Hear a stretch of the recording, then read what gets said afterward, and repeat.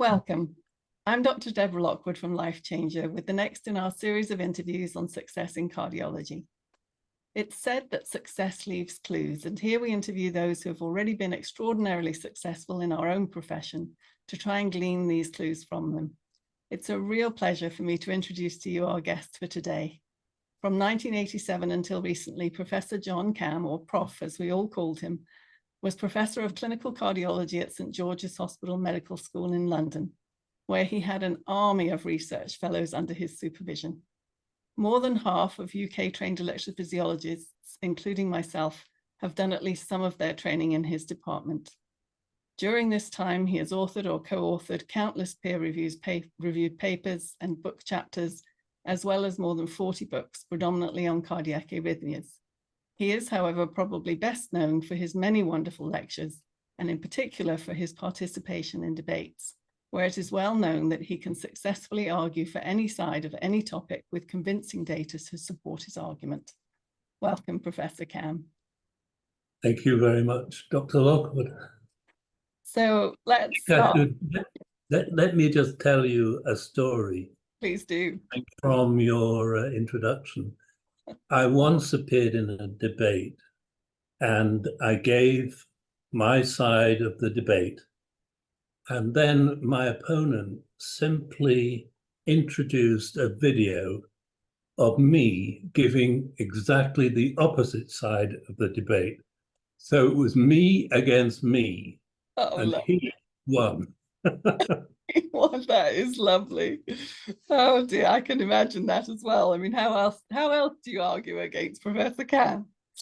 All right, so looking for success that leaves clues. So let me ask you first of all, do you follow a particular morning routine? Have you always done?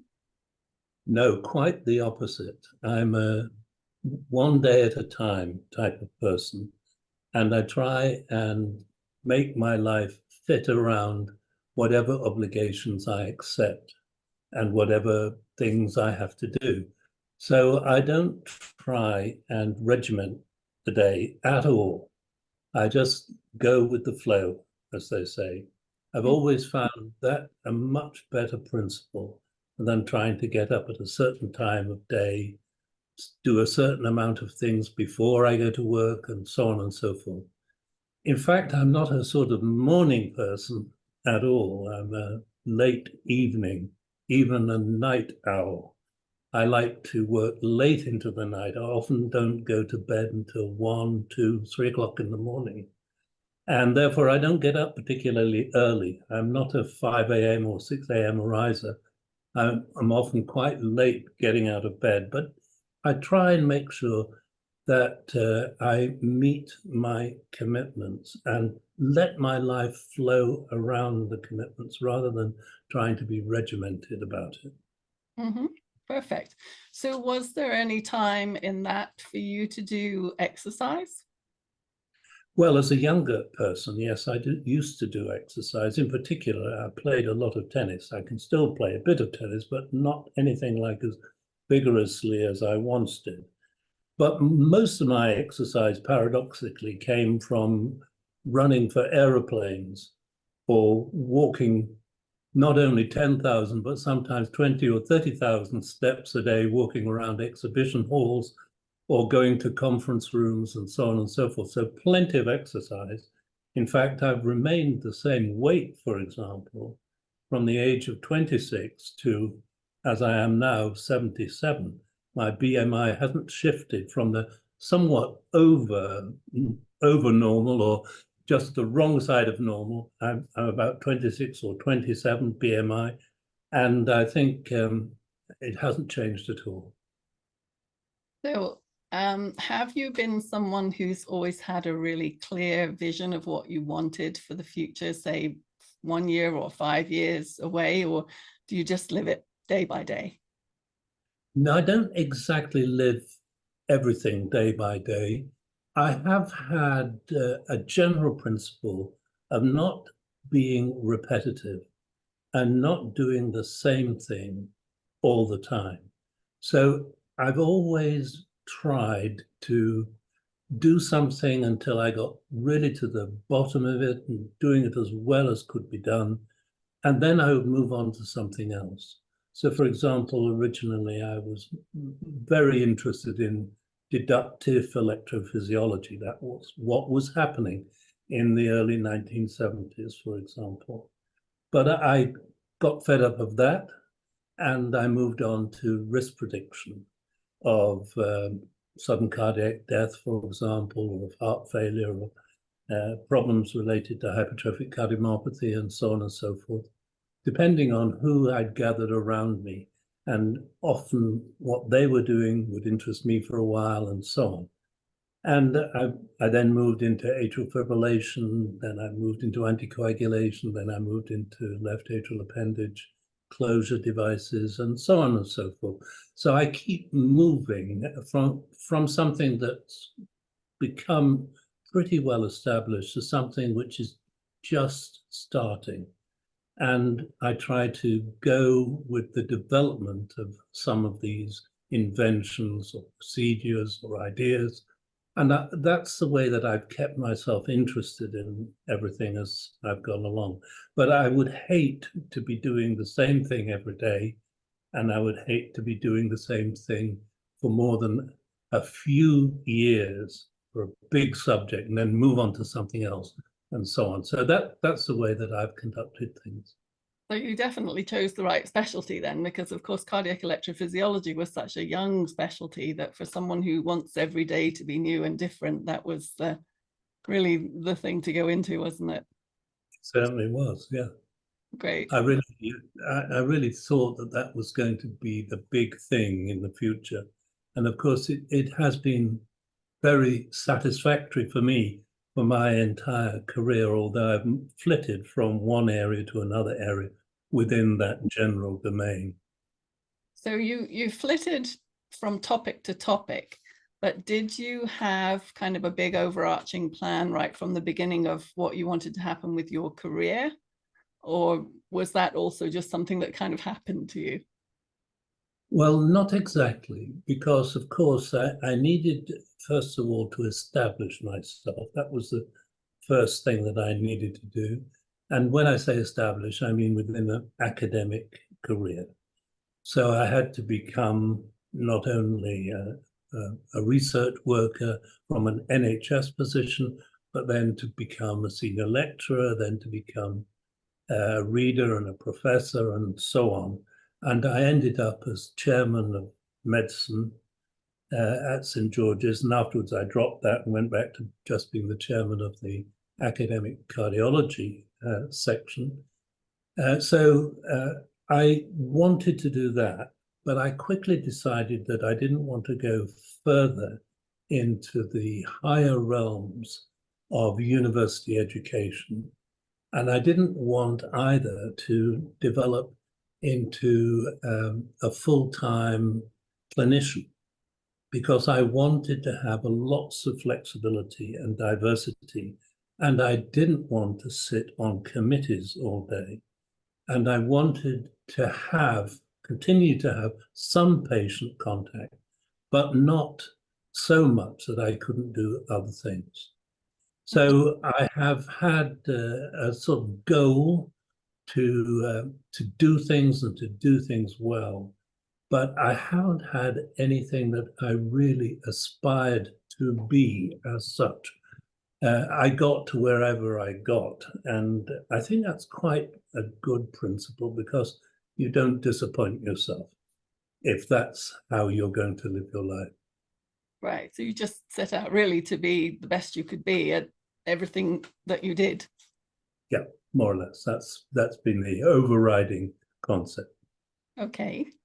So what did you know that you wanted to do, or maybe you didn't want to do so much international traveling and speaking and being so well known internationally? Was that part of a goal, or is that something that just happened to you, and did you even want it? Well, looking back on it, I think I did it too much, but at the time I very much enjoyed it. And my purpose for traveling was almost always for educating people and myself. So I would go to learn and to teach. And that was the main reason that I traveled. And I found that that was a very enjoyable way of life. Although, and I'm sure you may want to know the answer to this, how did that go with the rest of my family and my life, the fact that I was traveling so much? I did so well that now I'm a life member of everything that British Airways has to offer. And even though I don't travel very much now, I get looked after very well. They meet me and greet me and take me off the planes and onto the planes and all of that sort of thing. I don't know how many times I've been to the moon and back, but quite a lot, I think.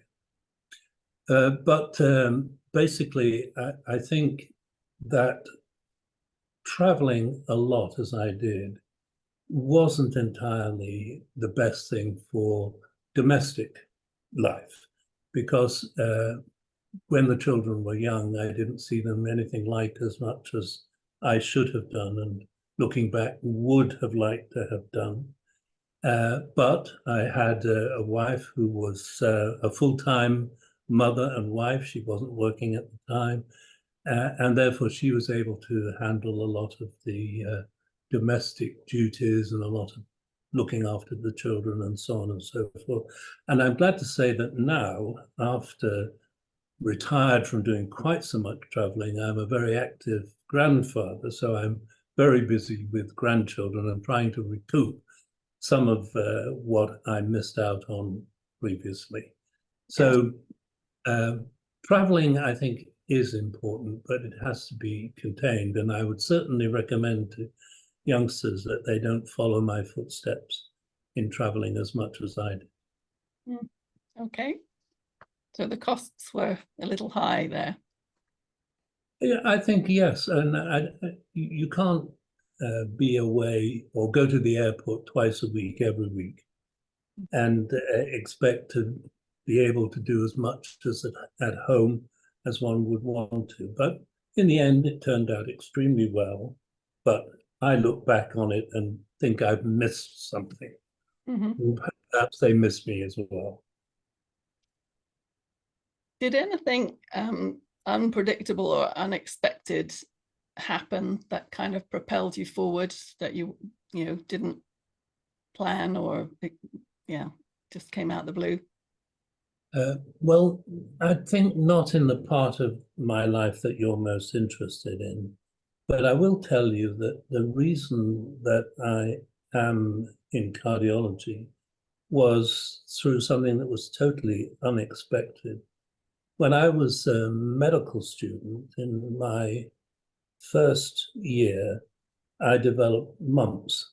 And in those days, when young men developed mumps, you were put to bed.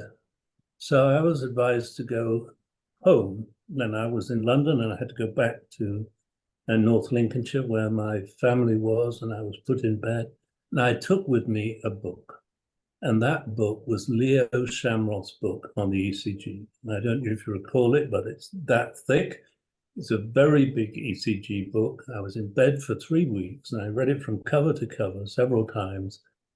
And after I had done that, I could never escape from the ECG and cardiology. I tried to be a surgeon. And when I was the surgical SHO, the medical registrars would be bringing ECGs to me to interpret when they were seeing patients in the A&E and so on. So it really was the reason that I had to be a cardiologist. So this is a different question, but when I was the British Heart Foundation Research Fellow in your department, I recall that we would each of us get about 5 minutes in your office every so often. And during that 5 minutes, it was always remarkable, and you were quite famous for this, I don't know if you know, but you would start knowing exactly where we were and where we were supposed to be after the last period of time and what we were supposed to be doing. And, you know, within 5 minutes, you'd have assessed everything we'd done and made sure that we had enough work to keep us going for at least another month. So I remember those times. And, you know, that was very impressive. So how much preparation did that take? Or did you just know what everyone was doing? I think I kept an eye on what everybody was doing all the time. So I didn't have to prepare to meet research fellows, for example. I did have a pretty good idea of what they were doing, where they were going, and so on and so forth. So I didn't sit down and look them up, so to speak, and ask around about them. I just met up with them and you, as you remember. Okay. So did you ever have a clearly defined mentor? I did when I was a young cardiologist. I went into cardiology at Guy's Hospital, which is where I had trained. And I worked for two cardiologists there. One was a man called Dennis Ducar, who was a wonderful clinician, absolutely fantastic with his stethoscope and examining patients and so on and so forth. And he was my idea of a doctor type cardiologist. But the other cardiologist I worked with was Edgar Soughton. Now, Edgar Soughton was a much more technical doctor, interested in the latest and the greatest, not only in electrophysiology and so on, but he was the man that introduced cardiac pacing to the United Kingdom and much of Europe. And he was an inspiration to me. And I very much hung on to learning from him how to do research and how to have an ambition about moving forward in cardiology. So it wasn't sort of ancient clinical cardiology. He was always pushing the frontiers. And I very much learned from him how to do all of that. And I remember one incident when we were on a ward round seeing a patient, and the patient had a temporary wire. And Edgar Soughton had been trying to get the administration to buy a pacemaker to put into this patient so they could take the temporary wire out. And the administration said there's no money to buy a pacemaker. So he took the administrator to the bedside and he said, Mrs. Bloggs, meet Mr. Brown, and Mr. Brown, this is Mrs. Bloggs, and you can see she's got this temporary pacemaker, you can see it ticking. And what I need you to do now, Mr. Brown, is to switch off that temporary pacemaker because you haven't managed to buy a permanent pacemaker for this lady. But please tell her that as you do this, she will die. Now, that was a most amazing demonstration of how to bring the faceless administrators to the bedside. Mm. I've told it in a slightly more graphic way than it actually occurred. But the point was that he insisted that those who were controlling what we could do at the bedside must join us at the bedside to see what our problems were and how he, the administrator, could help us to overcome them. And I always admired that and tried to do the same myself. Wow. So if you were advising a young cardiologist on what to look for in a mentor who would help them to make the most of their own careers, what sort of things would you think they should look for? I think it depends very much on whether their ambition was to be academic or to be clinical. if it was to be, Yeah, let's say academic, because that's what you did. well, I think if they want an academic approach to life, they should find a mentor who has been very successful in that arena, because it's only by talking to people who've had success that you can learn from them how you might be successful yourself. And you do need a moving vehicle to climb onto in academia. If you're starting from scratch, you'll find it very difficult, very slow motion, very hard to succeed. But if you join a team that is active and is very productive, then your productivity will be drawn out and you'll be able to fit in and get on very well. So that, I think, is the most important concept if you have academia in mind. Okay. Do you have a particular strength or trait that you feel was most influential in fueling your success? I think that my main quality with regard to success is related to my ability to move with the times. Many people develop one skill set and they still stay with that skill set in one area all of their lives. They become extremely expert in that. But I think they also become most of them become somewhat boring in that area. Now, I always wanted to be excited by life. So I wanted to be able to move from one arena to another arena very easily. And that, I think, was what gave me my opportunity. And it isn't easy to do that, because once you get embedded in an area in which you've achieved some success, to abandon that largely and move into another area, you're taking a risk. So you have to have that sort of quality where risks are something that you enjoy rather than fear. And I would recommend that people think about that very much when they're trying to develop their careers.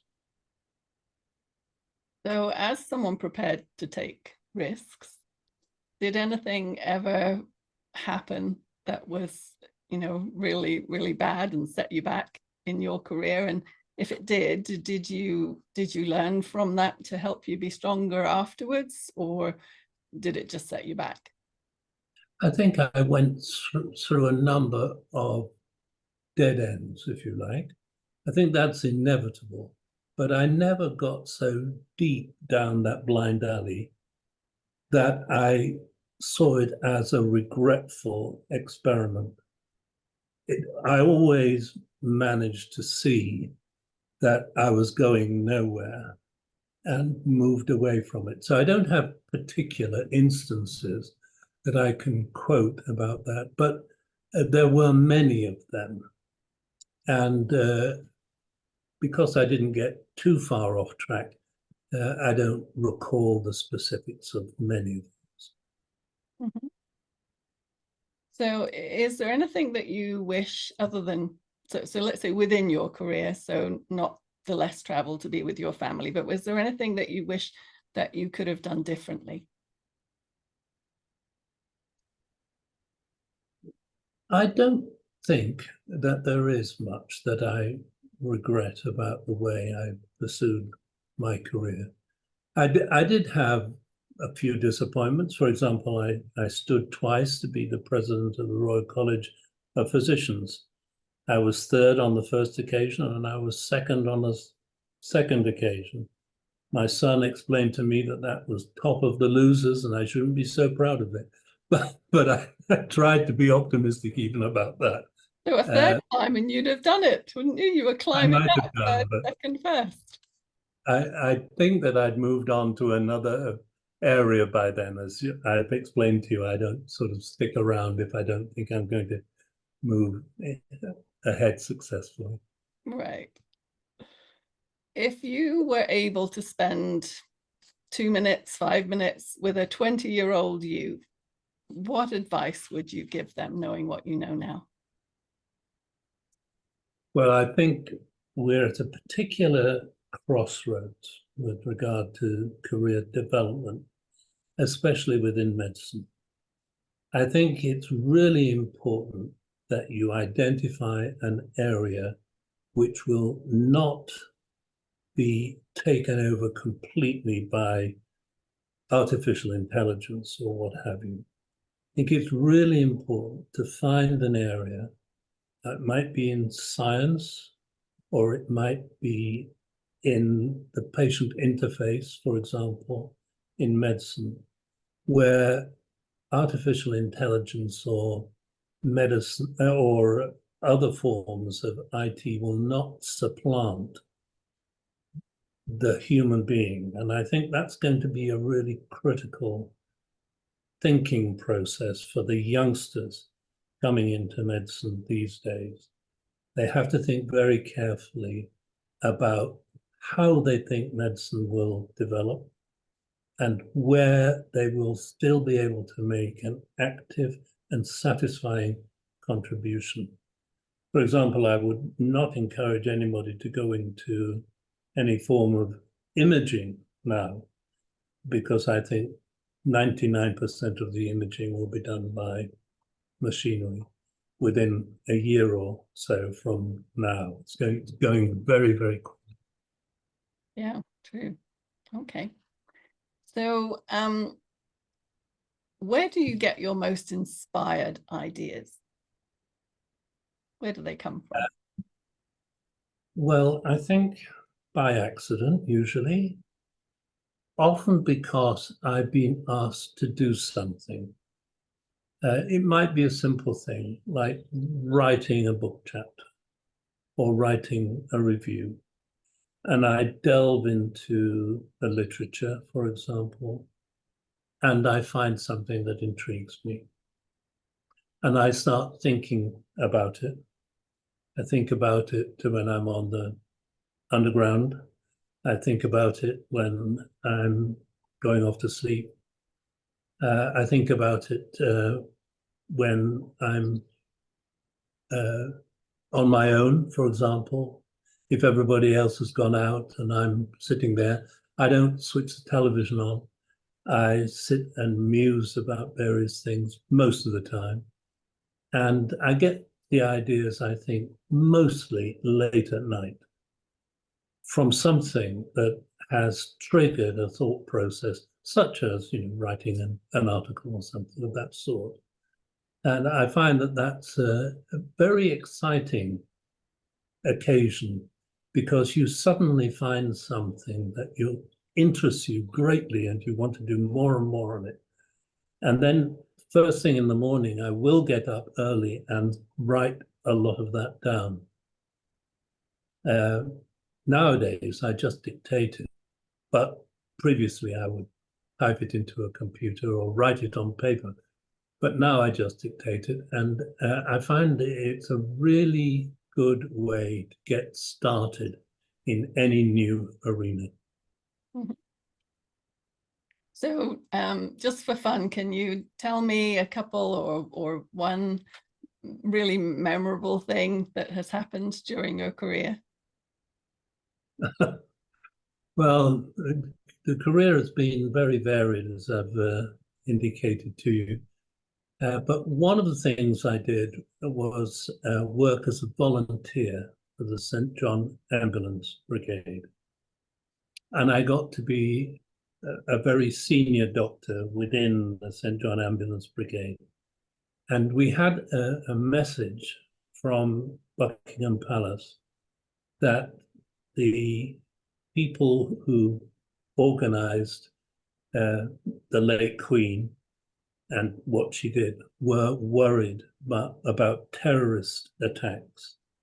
And they wanted to make sure that there was always some medical cover for her. And they came to the St. John Ambulance Brigade to ask if this could be done. And I was nominated to try to develop this.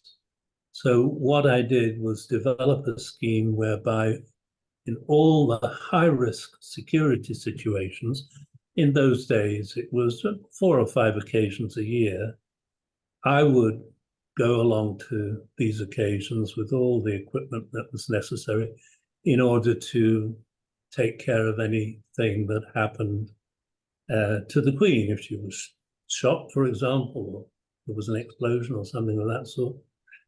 And I did that in the end for about 25 years, together with other colleagues who I brought on board. And I only gave up in the end, of course, because I realized that my skills at using the equipment I was carrying about was waning, and I had to let some youngsters do the job. But it was extremely exciting because I met the whole of the royal family. I had meals with them, for example.